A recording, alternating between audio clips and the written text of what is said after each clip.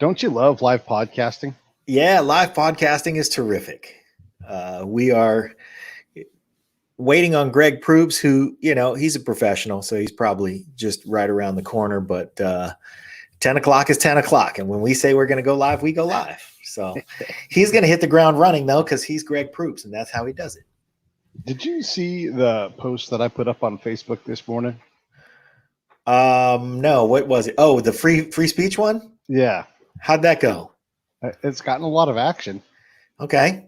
And so the funny point of this whole thing is, I guess I could pull it up here on the screen and show you folks while we're talking. But the point is yeah, I got some real strong opinions about this. Put it up there. Okay. I'm gonna put it up in a second. Yeah, the whole point is like it's a meme. It's meant to be, a problem for people. It's a conundrum, right? It is. If you can swallow and champion this, then you have to at least swallow the other one. You don't have to support what either party does, but it's the same fucking meme, just the pictures are flipped. Right. Yeah. Interesting. Yeah. Okay. And it cleaves people for the most part right down the middle, and they go left or right on it. Sure. It's the horns of a dilemma, though. If I was going to get all, Sherman-like and be like, here's the horns of a dilemma. If this, then this, Yeah. You like free speech. You got to let somebody who doesn't like what you have to say, or somebody who's saying something you don't like, also speak freely. Yeah. Yeah. So now I know what it is the football players are supporting or trying to say. What is it the people on the steps of the wherever they are, whether that's if I was to guess, the Capitol building, took the picture that was on the internet for the meme, so I didn't source the picture. I just copied it. To be fair, I did grab a picture of Colin Kaepernick doing the protest thing. I didn't look for the exact picture because I wasn't going to spend 2 hours doing this. But you get the thing with Colin Kaepernick and the guys. It's the same basic premise as the other picture. So I don't know what these guys are protesting. It could be real. It could be staged. In this day and age, I just don't know. Right. But that's kind of not the point, though. What we're saying in general, people are saying these are the Michigan protesters that have weapons and they're at the Capitol building and they're protesting the overreach of the Michigan government is what people are taking this as. I don't know that that's true. Again, just that is what the conversation has been on the internet. I see. Yeah. Could be. They could be right. They could be right. They could be crazy. That's true. Hey, but it just might anyway. It's like the Nazi thing or the Ku Klux Klan thing. I don't support what they have to say, but freedom of speech means they get to say it. Yeah. Yeah. And because we are speechers, we have to, I think we have to abide by it. We certainly take advantage of it. We have to allow people to take whatever advantage they want to take of it. Yeah. And that's pretty much that to me. Whatever disagreement you have. Yeah. But people can't help themselves at this point. And this is where the meme is great. They're like, but Colin Kaepernick is wrong. Or those guys are endangering people. Yeah. And it goes beyond that. And they can't just say, yeah, I support their right. That's what makes the meme so great. It's like you are truly on the horns of a dilemma. You end up picking a side and commenting on it if you don't stop yourself short of going, they're exercising their rights. And the thing that people don't realize is that whatever gets you riled up about one of those pictures or the other is the same thing that gets somebody else riled up about the other. Yeah. You could say, well, those are, God-fearing American people in that one picture, and those are just rabble-rousing shit disturbers in the other picture. And you'd have a point, sort of. Yeah. And you'd be right, sort of. Yeah. And the bottom line is, do they get to say what they get to say? I think yes. It's a little bit fun, but I'm going to read Chris Endrenol. And this is Dr. Chris Endrenol, by the way. Oh, yeah. We love Chris Endrenol.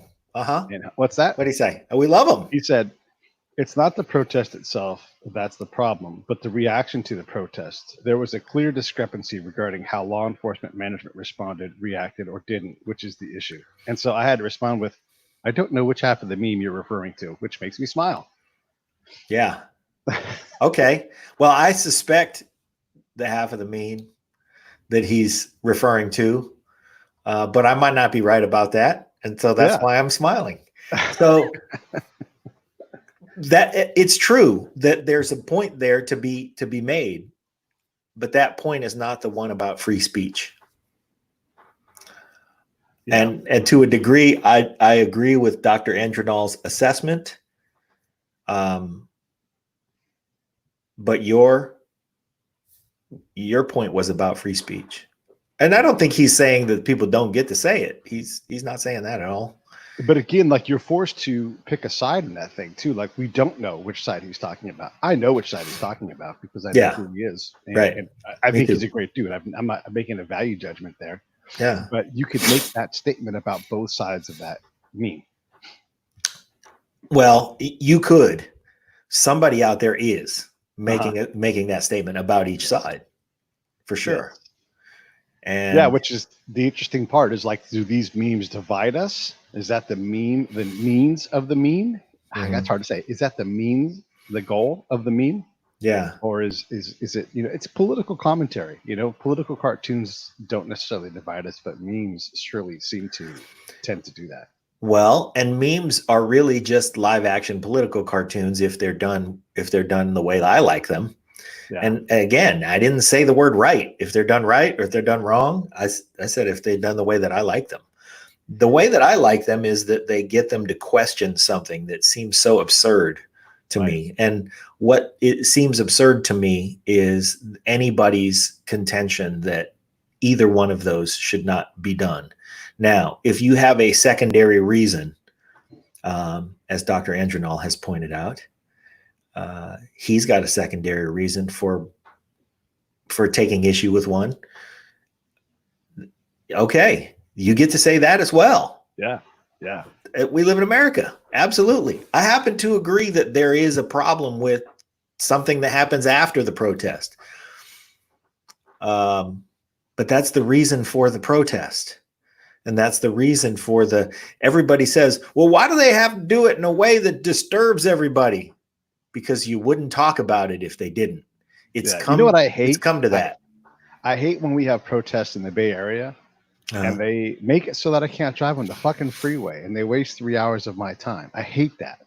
I love that they do it. I hate it. Like, the outcome for me personally, Yeah. Like, why are you on the bridge? Why are you on the freeway? Get out of my way. I have things to do, Well, here's what I think about that. I think that when people protest, and you're talking about groups of people protesting, they do things that are not done as a whole, as a collective group. The group is not getting on the freeway. Some jackass is getting on the freeway. And then suddenly it becomes about that. And that's where it loses steam for me, is that when we've lost sight of the reason of the protest and now we're just talking about the jackass. So there's a fine line there. I mean, that person who did it probably just meant to get your attention. And boy, did they get your attention, but for all the wrong ways and all the wrong reasons. And now they've got to be, now they've shed a bad light on the protest. I watched The History Guy. If I may plug somebody else's YouTube channel, I would plug The History Guy. And he does these 5 to 10 minute snippets of forgotten or misunderstood history. And he was doing the naval history of guys named Richard Peterson. I think I might get the name wrong, but it was Richard something. And for some reason, there were 2 actual events in history, obscure history, but history nonetheless, and 2 events in literature that are all nautical and that all belong to this name, Richard Jackson or Richard Sherman or Richard Peterson, whatever it is. One of them is from The Life of Pi, and that ends up being the tiger's name. And the other one is from an Edgar Allan Poe story where a bunch of people were forced to abandon ship, go on a lifeboat, and then everybody on the lifeboat is out there floating until they come to the realization that, well, we're all going to die. We ought to vote to kill one guy, and then everybody else ought to eat that one guy. Yeah. So the rest of us can stay alive. And so that's the theme of the story. But there were two events in actual history that involved a guy by this name. And one of them was a guy who had enlisted in the Royal Navy and then was eventually discharged from the Navy, couldn't pay his debts. They threw him in prison. They let him out of prison. He joined the Navy again because that was the only way he could make any money. And because he had been educated and because he was well-spoken, he immediately commanded the attention of the guys on this ship where they stuck him.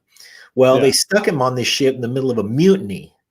And so the mutiny was underway and the guys decide, well, you ought to be our spokesperson, even though he wasn't involved in any way in starting this mutiny. He just got there. This mutiny had built up over a long period of time. He gets there and they're like, you speak for us. So of course, what ends up happening is he says something very articulate to encapsulate the feelings of the mutineers. And he ends up getting convicted for the mutiny and sentenced to death. And so they end up killing him. And really, he was just the guy who said, yeah, I know what you guys are saying. And they went, okay, well, then we'll say it for us. And he said it for them. And they all went, he said it real good. You're the guy, so we're going to kill you. So that's the same sort of thing that happens when some jackass jumps on the freeway and suddenly he's really disturbing the peace, not just creating civil disobedience, but, he is obstructing your ability to go about your business that day. And so he becomes somehow in your mind the voice of, unintentionally as it may be, the voice of this protest. And now this protest is discredited by this person's action. What I'm saying is I celebrate their ability to do that legally here. If you stand up to the government in whatever form it is that you do, you don't get hauled off. For the most part, you don't get hauled off somewhere and never show up again. I mean, has that happened in the past? Okay, sure, yeah. But by and large, most protests in the nation and are conducted peacefully. Especially now. Yeah, and the notion that, well, what if black men carried rifles? So first off, what if Chinese guys? What if Puerto Rican guys? What if who cares? For the most part, if you think about our history of protests, it's overwhelmingly, almost universally ends in some kind of positive. Now, look, if they say you have to go when it's after curfew and you're not breaking the law, the police are going to, shoulder to shoulder with the garbage cans out in front of them, they are going to forcefully remove you. We're not talking about that. We're talking about a peaceful protest where people exercise their rights. Why would we assume that it would go differently than it goes any other time? I think it would go differently. I don't. Well, I don't. I mean, I don't know that it's smart to go carry around any kind of weapon, during a protest. But it's also,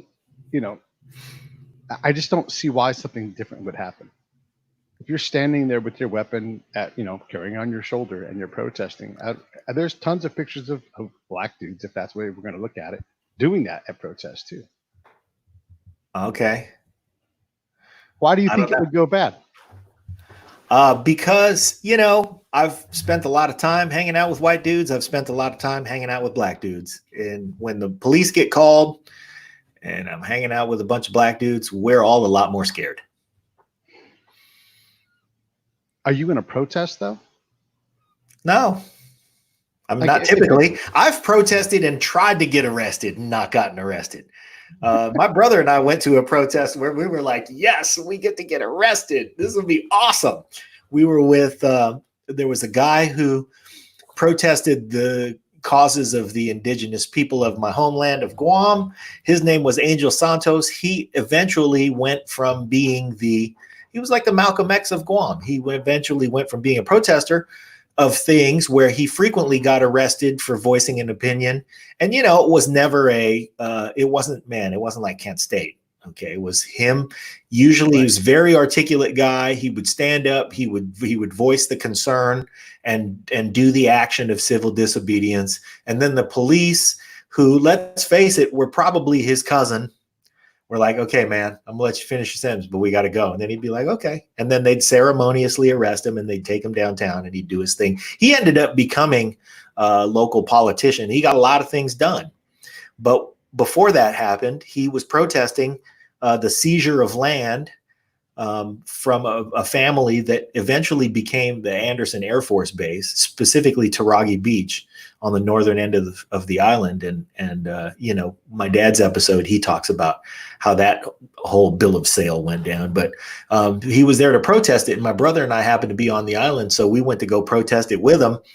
And we wanted to, you know, we thought it would be a badge of honor to get arrested with Angel Santos, and the cops were like, fellas, excuse us, we're arresting Angel. And we're like, take us. And they were like, go home. No thanks. So they took us away. But you know, it's I'll tell you, there is a dynamic out there that is different. And I mean, I have a lot of friends, you know, my history as a private investigator. I have a lot of very dear friends and who I consider family, who are law enforcers. My brother is a captain in the California Department of Corrections. I have friends who are cops. I have friends who are African-American cops. And so there are a lot of great guys doing great work and honest policing. And in most cases, you shouldn't be more scared if you're in one group versus another. But reality is a little different. And when you're out there and, oh, the cops are here, I know that it's a little less empowering. If you are a person of color, you got to be a little more careful and a little more. I'm really good at not getting arrested or killed. I know the procedural things to look out for. You know, yeah. I'm showing my hands, you know, officer, I'm going to move slowly to my right to reach into my glove compartment because that's where my registration is. Things like that, letting everybody know, hey, we're all getting home tonight, so don't worry about me. I'm going to tell you everything I'm going to do, and I'm under your command. Those words change the dynamics. The thing is that if we take even color and prejudice and all of those things that are a factor sometimes, I will say in a, not to use the pun, but a minority of cases, if we take those out of it, there are attitudes that allow us to behave differently based on our experience that make the experience of the person in charge of that situation behave differently. Said more candidly, if you grew up in, you know, south side of Chicago, you have a different attitude towards the cops, so that when you get pulled over, you maybe, you know, have a little bit of a chip on your shoulder that's different, that makes that experience different. And the thing that allows me to navigate that thing well is because I have heard intimately the stories of why those concerns exist from the guy who's pulling you over. So I know I'm going to leave my attitude outside, and I'm going to have my thumbs and my fingers out, and I'm going to telegraph every single thing that I'm going to do. I'm going to announce my acquiescence from the very beginning. That's different. That changes the whole experience. So we can, you know, debate whether it's different because you're black or you're white. But I think that even deeper than that, it's different based on what your experience is and how you approach the situation. And, you know, there are in every pile of guys, there's a couple bad apples. But if we take away all the anomalous stuff, all the bad apples, all that stuff, and we just go right down the middle with the experience, you know, sure, I think you're right. We should all have a fair shake. It should all go well. But sometimes there's a little more training and a little more behavioral stuff that we're inculcated to because we've grown up a certain way. You grew up in Benicia. Never mind that you're white. You grew up in a place where, hey, you know, when the cop pulls you over, show him a little respect first. And then maybe get mouthy, and he'll be like, yeah, but I know this kid and I know where he lives and all that stuff. We're not going to, it's different when they're.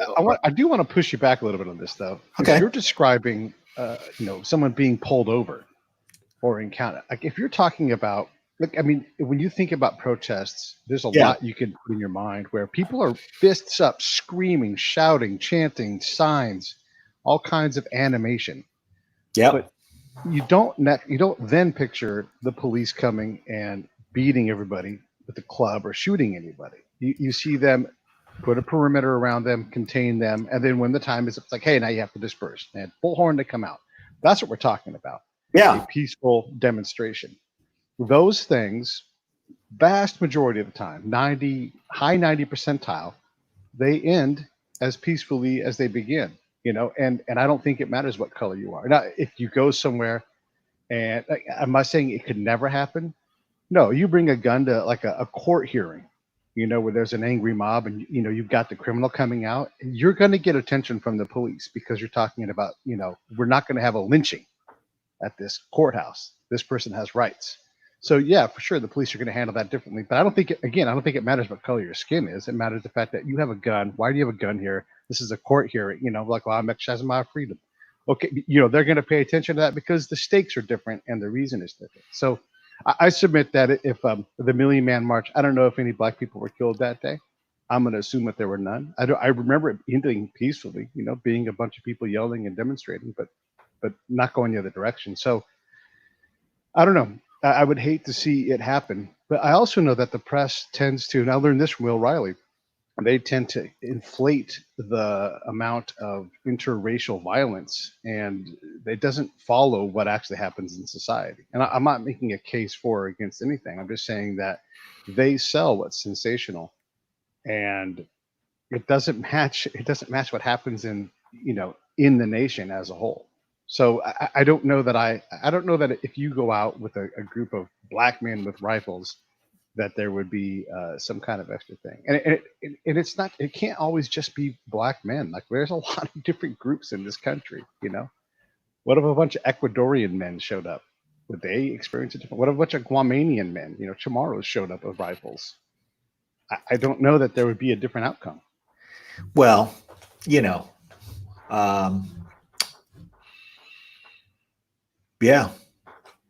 I respect and appreciate Will Riley, Dr. Riley, showing up and sharing his opinions with us is a very valuable thing, and I appreciate the work that he does. Some of it I look at and I go, I don't know, man. I don't know. Yeah. I just have experienced differently. And and he's looking at the numbers, he's the methods guy, he's a quant guy. So he's showing the quantitative analysis. It doesn't mean that individual things don't happen, but he does put you on the horns of a dilemma also. He is very good at that. Yeah. Let me ask you this. I wanted to ask this of Greg, and since Greg's not here, I'm going to ask you. Mm-hmm. And similarly to the meme this morning, why is it that every presidential candidate, legit, like this is the nominee for the party, why is it that lately that person is likely a felon, has questionable character, and is absolutely going to enrich themselves? Why is that? And I just described the last three people running for president. The last three people with a shot at it. With a real shot at it. Yeah. Representing a party. Yeah. Well, that's a legitimate question, because we're talking about the last three people who had a shot at it without talking about the last 10 people who wanted the job, who threw their hat in the ring. And I don't know why that is. I think there's what is it about that trait that has made that group of circumstances rise to the top of the heap? Because Andrew Yang, far as we know, not a felon. Right. There are a number of people who would fall into that category.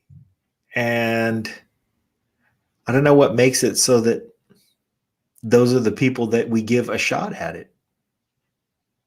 I don't either, man. And I wasn't pulling Andrew Yang out specifically for whatever, but, because there was a bunch of other people in that category. Pete Buttigieg, as far as I know, not a felon. Now, who's going to enrich themselves? All of them. Yeah, well, we can it's say unavoidable. That everybody will. You can't help it. Yeah, you can't help it. You can't help it. Even if you take that crappy salary, and crappy at $400,000 a year for the responsibilities, that's a crappy salary, right? I'd rather be just about to get kicked off the team, barely speaks English, Dominican second baseman, making the league minimum, and playing for the Brewers, than have the responsibilities of the president of the United States for the same salary. Yeah. And that's all well and good. But the reality of being the president is you don't pay for anything while you're the president. So that money goes in the bank. You get in trouble if you do. You can't legally pay for things. Yeah, right. So, I mean, they're giving you a house. They're giving you the transportation. They give you all the stuff. You're doing all that. There are the ways that we've seen people enrich themselves while in office that are a little shady, but whatever. And then, and I don't mean to be cavalier about that, but just for this particular topic, right, I'm moving past it. But then when you are done being president, people want you to talk. Yep. And they want to throw enormous piles of money on top of you so you can talk. They want to give you that nudge like, hey, this deal right here. Yeah, over here. And not only that, you have that access to information, even if you're not. Brian Holson just chimed in. It's all about power and nothing else. Of course, the money comes with the power. Yeah, but it is about the power. The power comes, the influence, all of that stuff. Look, if you tried to avoid that money, in order to manage your schedule after you're the president, you have to hire somebody. Yeah. Then that hiring of somebody becomes a person who is prudently prioritizing your appearances. And at some point, they're going to go, well, you can talk to the nice folks in this particular town, and they're going to pay you $1 million to walk in the building. No, thank you. Yeah, I would say that's probably something you ought to do. Mm-hmm. And then there are these people who are townspeople at somewhere. They're great, and they're right next door. We can go see them as well. And then suddenly you just find yourself with all this money coming at you because people are competing for your attention.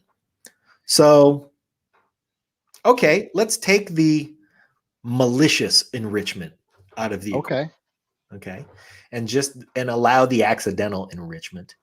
Does the power that Brian refers to corrupt to the point where it is also unavoidable that you will do some unscrupulous things? Yes. Plato said that, and no one's proven him wrong yet. Yeah. That guy's been dead for a long time. I mean, look, if you do the split mean thing again, and President Trump has enriched himself while being president. Right. He was already good at enriching himself before. So, That's okay, true. Great. President Obama really never had a real job per se. He was a community organizer, and then he was a senator, right? Those were his main jobs that he was. He shouldn't have piles of money. And now he's got a lot of money, and that's not a knock. I'm totally stoked that this has happened for him and his family. It's fantastic. I think they're good people. Yeah. But at what point do you say that's malicious, this isn't? And then when you uncover a rock as president with all these people throwing money at you, some junk is going to flow in. Now, maybe more junk flows in through the Donald Trump hole than the President Obama hole. But, there's maliciousness, and then there's just managing the size of the money machine that you are. And some of that stuff's just going to come in. So if we're not mad at President Obama, but we're mad at President Trump, somewhere above Obama and below Trump, there is a line where, like, above this line, you cannot cross. Yeah. And I don't know where that is. Huh. I also don't blame the man for saying, I'm going to stay in my hotel because I know my hotel. This is where I'm comfortable. This is where I want to do work. He could go to Camp David. He doesn't want to do that. He wants to go to his hotel. Okay. He's not the only president to ever do that. Teddy Roosevelt would go to his house all the time. Yeah, that's true. The Kennedys would go to Hyannisport. So that's true. I think the maliciousness, though, the thing that riles people up is that the Kennedys going to Hyannisport didn't involve them going, hey, well, all the Secret Service is coming with me, and we're going to charge for their rooms. And, that's where you can't give the rooms away. Well, in Hyannisport, those Secret Service people had to stay somewhere. They had to bill a hotel room. Yeah, right. But that hotel room didn't flow right straight to the pocket of the guy whose decision was to go to that hotel. That's too close. Okay. Yeah. And I know there's laws that prevent that stuff from happening. Unless you're the president, then all of a sudden, like, you are the law. Yeah. And that's what people, yes, absolutely. Yeah. That's kind of what makes me upset about it. I'm like, okay, I see where a guy would, and again, he's the president. That job comes with all kinds of responsibility that wherever that guy can take it easy, we ought to let him. And if he's going to feel comfortable at his house, we ought to let him go there. But who should be president? Who would you like to see get a crack at it? And you got to do both sides of the aisle. hold on, we got a question from Brian. He says, if you remove money from politics, then will you only get the true people who want to help? No, I don't think so. Okay. All right. What do you mean? Hey, we should acknowledge real quick. Everybody's tuned in, I think, to see Greg Proops, and we don't have Greg Proops with us. We don't know where he is. He is a pro. Every other time we've encountered him, he shows up on time. He's great about it. So this happens in live broadcasts that sometimes life comes up. So I don't know where Greg is. We haven't heard from him. We typically hear from him. He's really great about these kinds of things, but we're not sure. So that's how our show started anyhow, is you and I just talking that's about right. stuff. So, we carry on. Yeah. So I'll expand on my answer to Brian. You can't exclude people that have money or good at making money from wanting to help. I truly think that President Obama, President Trump, President Bush, all of these people had good intention and wanted to do great things for the nation. The job is more complicated than any one person can handle. You don't control outcomes like, for example, a worldwide pandemic and panic that shows up at your door, or planes that fly into buildings. You know, like, you don't control these things, and all of a sudden your intention and your design are destroyed at the national level. So it doesn't just belong to people with or without money. And I think you can have people that come in that have no money, that have no business managing things because they can't manage their life. You know, so like, how are they going to? I don't think they're benevolent people that are broke or have limited means that are necessarily more qualified than, say, Jim Mattis, who doesn't need a loan from anybody, but absolutely knows how to run massive organizations and knows how to lead at the smallest scale. I mean, there's a guy that I would pick from whatever side of the aisle you want to put him on. He can handle the job as well as anybody. Okay, to expand on that point, I think that we have in our country one thing that we get as right as we can get right is the removal of money from politics. I think that's an impossible mission, but we try to do it. And as we try to do it, we do things like we only pay the president $400,000 a year. Right. The reality about that amount of money, while it is probably, what is that? 20 times it's probably 10 times. 10 times the national median household income. Yeah. So if you want a guy to be the president of the United States, you want to attract the guy who's capable of earning 10 times what everybody else is earning. Yeah. Because that amount of leadership and ingenuity and, just plain smarts and ability is going to earn somebody a lot of money somewhere. So you want to attract that level of talent, but you also want to encourage some amount of benevolence by saying it's not an exorbitant amount, so we're going to limit the amount of the amount of compensation you get. But then you get the job and you are the law, so sky's the limit. Yeah. The last president, I don't know if you know this or not, but since we're trying to fill in for the smartest man in the world, the last president who really needed financial aid post-presidency was Truman. And though he was elected one time, he got into office because the old man died and he became the old man. Yeah. And then they had to change the rules because he's like, I don't have any money. And they're like, we can't have you walking around broke. Yeah. And to change the rules and get him some, and he didn't need a lot, but he still lived another 30 years. The president. Say it again. We didn't used to pay the president. Yeah, a long time ago. Yeah, but he really needed money. He really didn't have any. And really, if you look at his track record, I mean, he turned out to be the right guy at the right time. And thank God for President Truman. I mean, he made a bunch of tough decisions that all ended up going the right way. But his I suppose if I lived in Nagasaki, I might not think that. But if you look at President Truman, his record as a business person, he had nothing but failed businesses up to then, right? Yeah. Like he had a haberdashery that didn't make it, and he had just a string of other businesses that he tried to do, and and it just didn't happen for him. But he was a good commander in World War I, and his guys loved him. Yeah. And the machine, because he was great at, we didn't know this at the time, he was great at administrating. Here's another funny fact about Truman.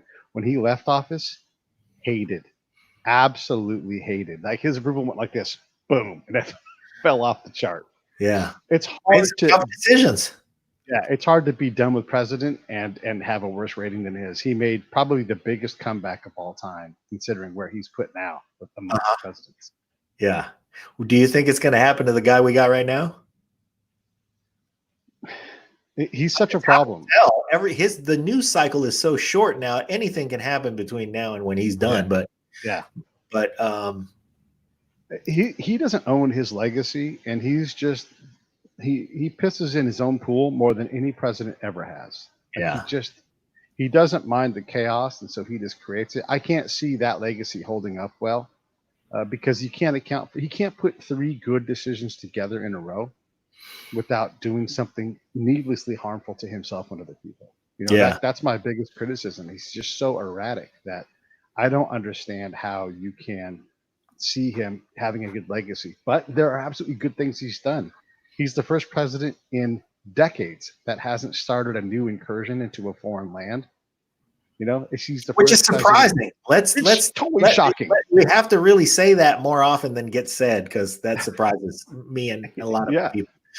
I think my problem with him, because there have been some things that he's done. I mean, before all of this business started, he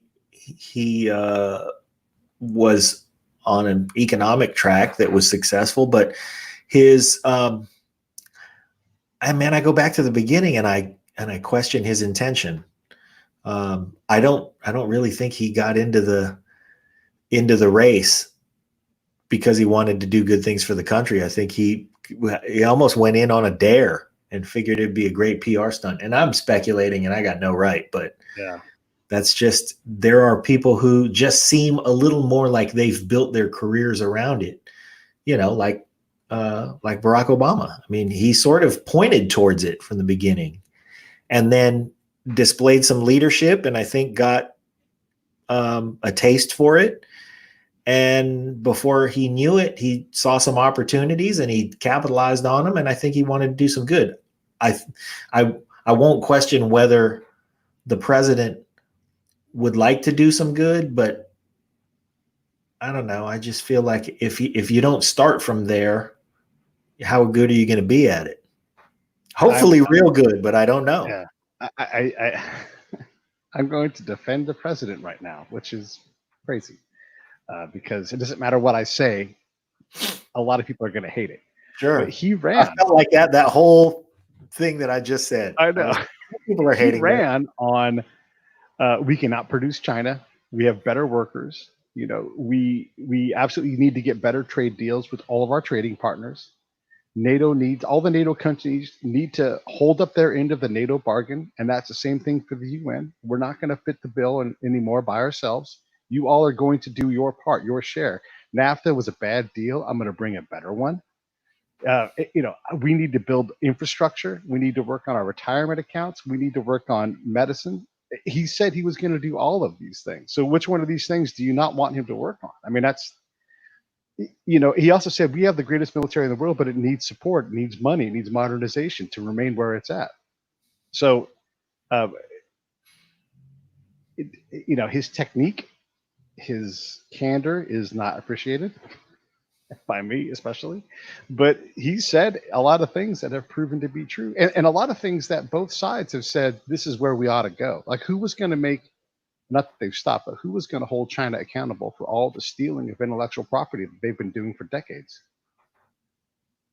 Yeah, okay. He said that stuff going in, so there is some good intention there. Your experience on the ground, how do you feel about our NATO partners? If it wasn't for us, there'd be a lot of trouble. There'd be a whole lot more Russia than there is now. I mean, look, they're not bad. They're tiny compared to Russia. That's why we exist, right? But they have to hold up their end of what their budgetary requirement is. If they're not going to do that, and we've been long like, it's fine, that's fine, don't worry about it. And he said, no, excusing it. Everybody's had time to catch up. World War II's been over for 70 years. Y'all can get to And we work with your budget. created circumstances so that everybody could catch up since then. Right. We've paid for a lot of things. Let's bring that money home. Yeah. Let's put that money back into ourselves. Now, look, again, with that comes the Trump caveat. Like, I don't know what the fuck he's doing. I don't know why he says the things he does. And he's terrible at delivering on promises, but not any more so than any other politician.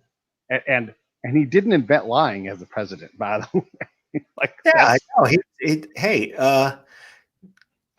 It's just like Stevie Ray Vaughan didn't invent the electric guitar. He just perfected it. Yeah. Played the fuck out of it. So I wouldn't. I'm not giving him a pass on his boorish behavior and his ill treatment of people. That's absolutely unnecessary. Yeah. But you have to look around and go, God damn, he said these things. I mean, look, how shocking is this? A president ran on a platform and then started delivering on that platform.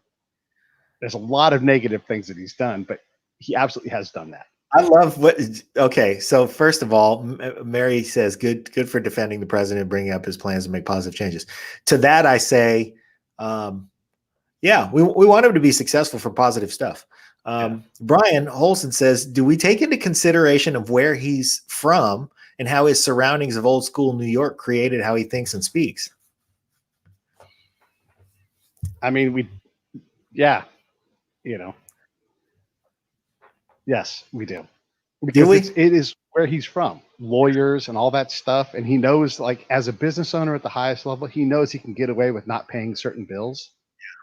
And this is business. Like, if you're in the medical business and you are a deliverer of medical services, the insurance company is going to nickel and dime you. They're going to pick the spot and they're going to take a bite out of your profit every time because you're not going to fight them in every single one. So absolutely, he does those things. Contractors, you know the contract world. If you've got a major player like that, they're going to go, we're not paying that $750. And you're going to be like, fuck. They do that all the time. Yep. All the time. All businesses do that because it's just a forced renegotiation of the deal. Yeah. So is that a New York practice? Because I'm not in New York. I think it's a business practice. That. Yeah. But I think it's done that's the major leagues of that is in New York City. So dealing with unions and all that shit. Is it that we're taking into consideration the socioeconomic origins of the president or the New York origins of the president? Because I don't really think of him culturally as a New Yorker, and I don't think New York thinks of him as a New Yorker, and he's moved out. Do you think him as a Floridian? No, I don't. Probably, maybe, but I don't think of him as a Floridian in the traditional Florida sense. Like, there are Floridians I think of, and I go, "Yep, that's Florida," and it's not all it's a different batch of stereotypes. I think of people as being from different things, or they color my opinion of that place. Right. So, but I don't think, as much as, Donald Trump shaped the New York skyline and did all those things in New York, shoot, I don't really think he's the typical New Yorker. He's, more the big business guy that you described, which and that guy exists all over the place. Yeah. So in terms of, like, does he talk like a New Yorker? I guess there's a brashness that New York's known for. And he certainly fits that bill. There are some things. Yeah. Yeah, there are some things. And because of the circles he's run in, it's funny when he holds someone like Hillary Clinton accountable for the things she said and done to him in the past. Yeah. Where he's like, oh, no, you begged me for money, Yeah. And so he had that unique ability that I think comes from his success in New York. I mean, he made it there, so he can make it anywhere. The what I'll say about New York is when Hillary Clinton was like, you know what, I had to run New York. I had to run for senator. Where would my temperament fit in? Yeah. I know I ought to be from New York. Yeah. Yeah. So maybe there's that. I think that I don't make any bones about the fact that I wish him to succeed. I want our country to succeed, but I don't like him. I just don't like him because I've been in the position where the guy like that takes advantage of me. And I don't think he'd hesitate for a second to be the guy like that who takes advantage of me, because I've seen that guy a bunch. And okay, I try to steer clear of that guy because I just don't like the way that guy operates. And I think he embodies that guy. The other thing is, I think that when he speaks for, when he speaks for rural America, when he speaks for the forgotten laborer in the country who's working hard every day, and we've done so much to try to create circumstances that are favorable for something that we've forgotten manufacturing and stuff like that. I think that he speaks to a disenfranchised category of folks who feel that way. I don't really, and I'll lump myself into that category because, hey man, I'm pushing hard to be in the middle class. Yeah. If I'm even in the middle class. Yeah. And I don't think he's genuinely looking out for me. I just don't. Yeah. Yeah, you live in California though, so there's a whole lot of not that kind of thing. I'm really curious, and I'm desperate to get on the road to go test that theory somewhere else. Like go to Iowa, go to some of these battleground states and see what's going on out there. Because look, before the COVID thing, people of color had never been more employed in this country, and wages were rising. All of the things that the left wants were happening. The middle class was expanding. More people were being included in it because people had jobs, and employers were like, I can't find enough good people, so they had to pay more money. I mean, all of these things that we all want, it was happening. Now, where did you get that the middle class was expanding? I haven't seen that. The tax revenues were up. Just that alone. Tax revenues were up. Tax revenues more people than ever were working, and wages were going up. There's all kinds of. That's the one statistic that I'm wondering about. Their wages were going up. I hadn't seen that at all, and I certainly didn't see confidence. All of those indicators were going up. Well, okay, going up, still not having met proportionately where they were in the 50s. But going up. I mean, sure. Okay. But there's people in the 50s that were really fucking broke and had to make their own clothes and, had to make buttons and shit. There's broke people in the 50s too. Yeah. But if you're looking at where you're coming from and where we were going, the trajectory was nice. You had Apple investing hundreds of billions of dollars back in the nation, so those things were going good. But again, he's such a fucking asshole. I regret even saying these things out loud, Yeah. How about this? Here's a good sign. We've both said this. How come we can't pick better damn candidates? Yeah. So back to the question I asked you 40 minutes ago. Yeah. Who are your two people where you're like, you know what? Fuck it. I'd vote for them. And it doesn't matter. One from each side of the aisle. You're asking me who are my two people? You and I are going to go pitch two people, a Democrat and a Republican, and that's where we're going to put them. You and I are going to get in the truck, and we're going to go find that person. We're going to say, please, for the sake of the nation, so-and-so, would you run? And so that we give us the problem of, I can't decide. They're both so good. Okay. My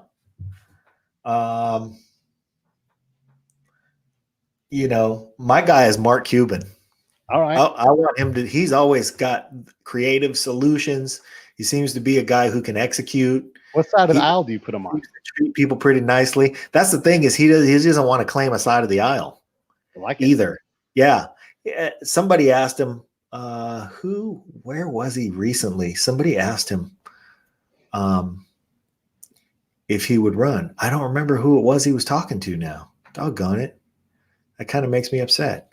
But he was saying that he hasn't ruled it out running for president, but he doesn't necessarily want to do it, but he doesn't see the things that he wants to get done getting done.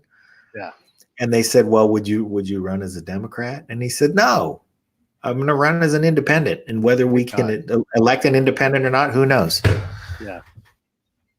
Well, and if nothing else, if Donald Trump makes that possible, it's like the Giants signing Barry Zito. They didn't get the pitcher they wanted, but if signing that contract got him 3 World Series titles, he was a bargain, because he came so cheap. Yeah, so, right. So okay, so Mark Cuban, I can deal with that. Who's your other person? And I'll let you fill the left side of the aisle person. You don't have to fill the right. If Mark Cuban is the compromise, I'm fine with that. And I don't have the answers. I will say I can't really. I mean, can't really should say we who be like loaded with people that you'd love to see? Like we should be loaded. Like, oh my god, this person Yeah. could do it. This person. Well, I we liked a don't. bunch of the people who were running for a number of reasons. You know, I really liked Pete Buttigieg. I don't know if he's electable. We'll, I suppose, find out, or we won't. He seemed to be a little too small town. I don't know if a majority of the citizenry feels good about electing a gay person. I don't know. You know, electability has something to do with it as well. I like Kamala Harris, but that's really just because I have a crush on her. I mean, she had smart things to say and stuff, but let's face it, I'm voting for her because I just want to see her on TV more. And if we can do, let's see who we got here. Oh, we got the Pete versus Pete. Yeah. Okay. This is my response to Pete Buttigieg as a candidate. If he's qualified, I'm qualified. Right. And nobody's begging for me to be president. Not truly, you know. Yeah. No. Hey, man, I love you, and I don't want you to be the president. Me neither, man. I don't want to see. I'd like to see you age at a pace that's commensurate with your actual birth certificate age. I would also like to.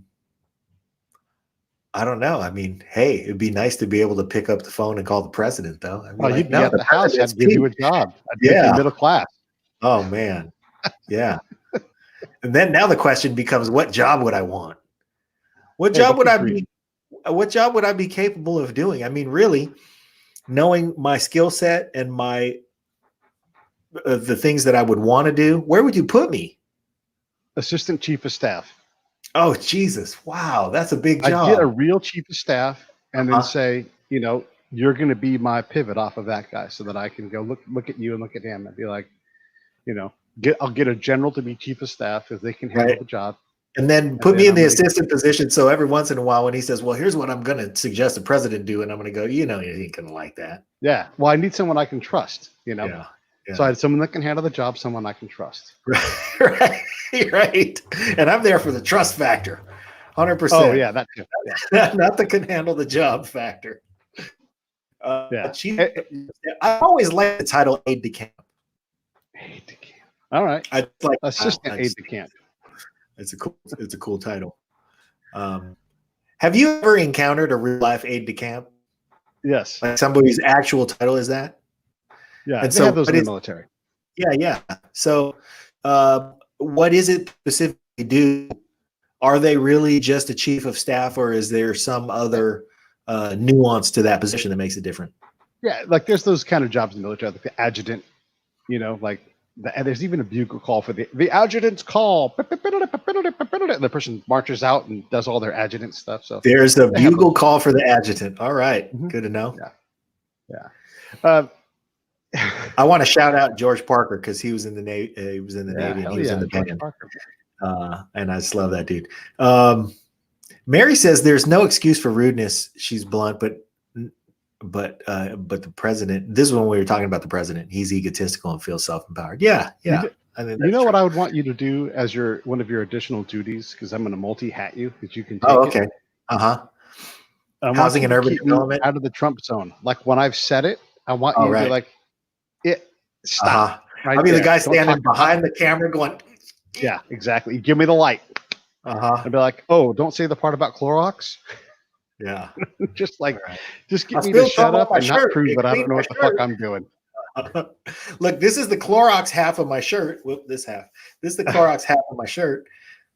This is the COVID half of my shirt. No. Right. That's not funny. That's too soon. The other thing I would do as president, not that you asked me this question, but I want to say this. I would act as the executive. I would put people to work. And then if a problem got up to me, I would look at you or my aide de camp or whoever, like, why the fuck am I answering? Is this is hard? No one else can answer this question? Okay, here's my answer, you know, and I would put it on them. And then I would also bring opposite aisle side people into my office from the Congress. Yeah. And we would have lunch. Every day I would have 6 people over for lunch, and it would be Democrats and Republicans. And we would sit there and have to get the fuck along. Uh-huh. And I would start working on community. Yeah. And gathering consensus. Okay. You know? I'm for that 100%. Yeah.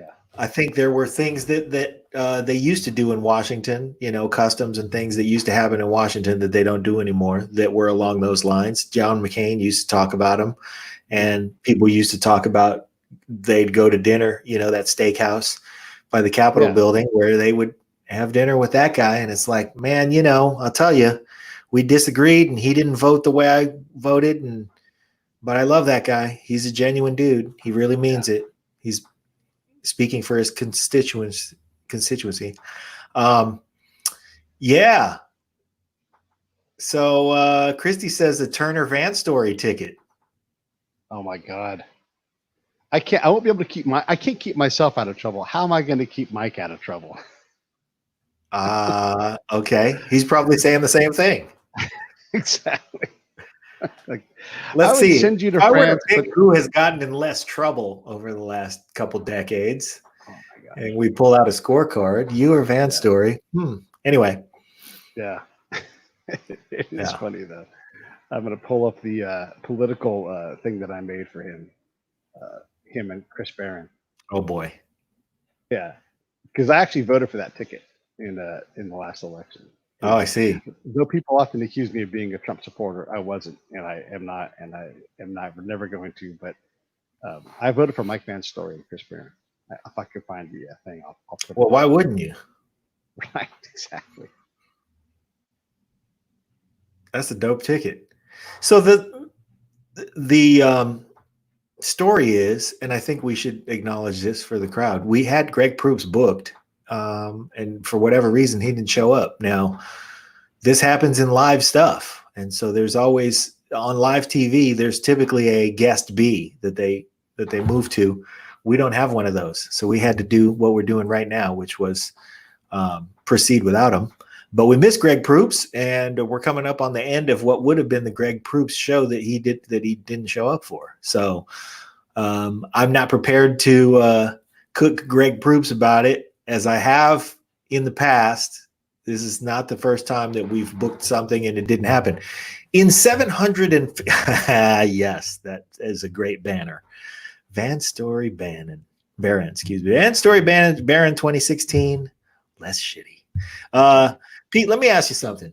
Yeah, man. In the booking of 750 shows, how many times has it happened that we got no-showed? Less than 5%. 5, maybe? Yeah. No, I don't even think it's 5. Number. I think 5% is you're aiming for something there. But I remember a couple of them specifically. And then maybe, it's a small number. It's a small number, and it's a manageable number. And plus, we don't get to do this often enough, so I'm not too mad at anybody. Yeah, I'm not either. And I think I have different feelings. There are some that I'm sore about. 2 specifically that I'm sore about when we got no-showed because I felt like we were getting big timed. Yeah. I don't know what happened to Greg Proops, but Greg Proops has been before. He is a pro.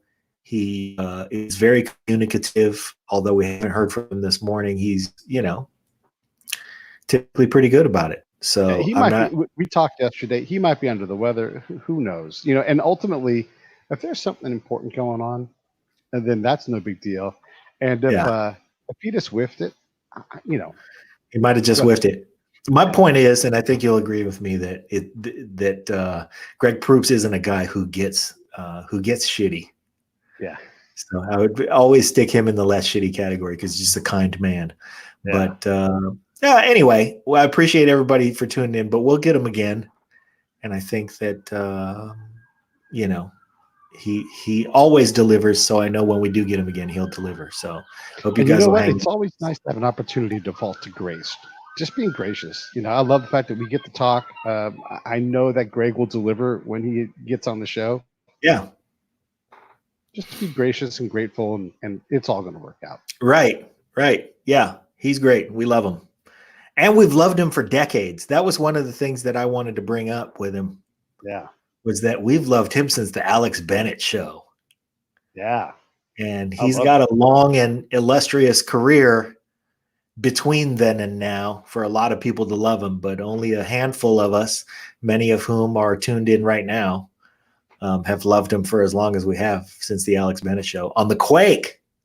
Yeah. Good job, station owners who decided Quake, not cool, not going to make us any money. We're going to go to easy listening, whatever that format was that they went to. And then the successful KITS, which was nonsense, hot hits, KITS. That was the jingle. And then it became, Live 105. Yep. Rock of the 80s or something like that. Anyhow, all right, man. This has been awesome. I'm going to push this button up here. Have a great day. Thanks, everybody.